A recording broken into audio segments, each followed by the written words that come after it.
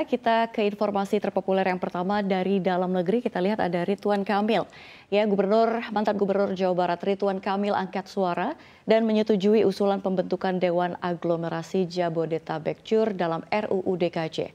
Ridwan Kamil mengatakan bahwa hadirnya dengan Dewan Aglomerasi yang dipimpin oleh Wakil Presiden nanti justru dapat membantu dalam mengordinir wilayah Banten, Jakarta, dan Jawa Barat. Ia juga menjelaskan berdasarkan pengalamannya saat masih menjabat sebagai Gubernur Jawa Barat, mengordinasikan kepentingan dengan Gubernur DKI Jakarta dan Gubernur Banten tidak mudah, sehingga hadirnya Wapres sebagai Dewan Aglomerasi bisa menjadi penengah di antara gubernur tersebut. Sebelumnya, Menteri Dalam Negeri Muhammad Tito Karnavian mengungkapkan status Jakarta setelah tidak lagi menjadi daerah khusus ibu kota.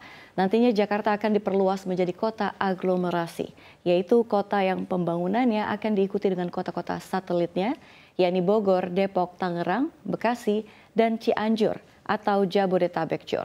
Tak hanya itu, konsep pembangunan Jakarta sebagai kota aglomerasi juga akan diarahkan oleh satu badan khusus yang nantinya dikenal sebagai Dewan Kawasan Aglomerasi. Dewan itu akan dipimpin oleh Wakil Presiden.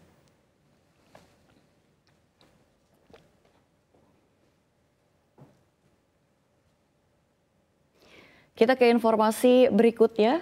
Ini kita lihat pemerintahan Presiden Joko Widodo memastikan seluruh pegawai honorer akan diangkat menjadi pegawai pemerintah dengan perjanjian P3K pada 2024 ini. Kepastian pengangkatan ini juga terutama dilakukan untuk tenaga honorer, mantan tenaga honorer kategori 2 alias mereka yang terdaftar dalam database Badan Kepegawaian Negara. Menpan RB Abdullah Azwar Anas optimis penataan tenaga honorer akan selesai pada tahun ini. Status honorer akan dihapus pada Desember 2024.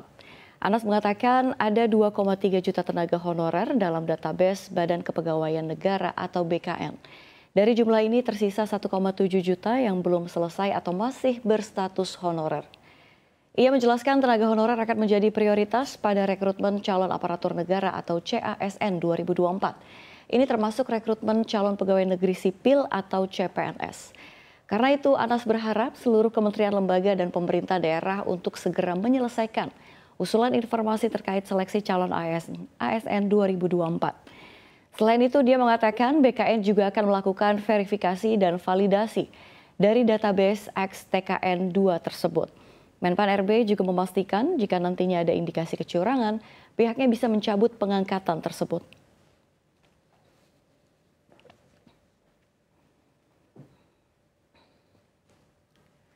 Ya, kini kita beralih ke informasi dari mancanegara. Kita lihat Haiti saat ini telah berada dalam kekuasaan gangster sejak 2 pekan. 80% dari ibu kota telah jatuh, bahkan berdampak pada pengunduran diri sang Perdana Menteri.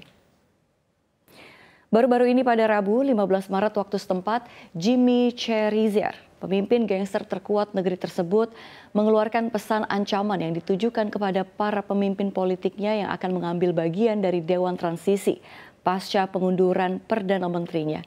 Sebelumnya PM Ariel Henry mengumumkan resign dan pernah berjanji membuat Dewan Transisi untuk membentuk kembali pemerintahan baru di negara Karibia itu. Sebenarnya situasi mulai kondusif Selasa, namun laman yang sama melaporkan bagaimana situasi kembali memanas pada Rabu malam. Kekerasan kembali berkobar di mana baku tembak pecah di salah satu lokasi setempat. Serangan terhadap polisi juga terjadi Kamis pagi dengan rumah kepala polisi nasional dibakar.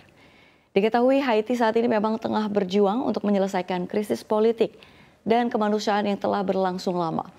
Laporan pembunuhan, penculikan, dan kekerasan seksual terus meningkat. Akibatnya ratusan ribu orang telah mengungsi.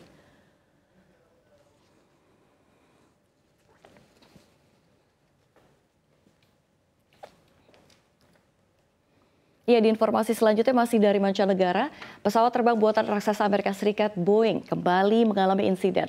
Kali ini penerbangan maskapai American Airlines Rabu waktu setempat. Mengutip Reuters, Boeing 777 itu terpaksa harus mendarat darurat di Bandara Los Angeles, Amerika Serikat. Ini setelah pilot menemukan masalah mekanis, sebagaimana terungkap dalam sebuah pernyataan Kamis. Pesawat tersebut berusia 23 tahun. Menurut Air Fleet Aviation, pesawat lepas landas dari Dallas Fort Worth, Texas, Federal Aviation Administration atau FAA mengkonfirmasi bahwa ban pesawat tersebut meledak saat lepas landas dari Bandara Internasional Dallas-Fort Worth. Kejadian ini menambah catatan buruk Boeing. Saingan Airbus selama 3 bulan ini sudah mencatat insiden buruk yang melukai penumpang dan sejumlah orang. Sebelumnya pada Senin pekan ini armada Boeing 7879 milik maskapai Chili Latam dilaporkan terjun bebas dalam penerbangan dari Sydney, Australia menuju Auckland, Selandia Baru.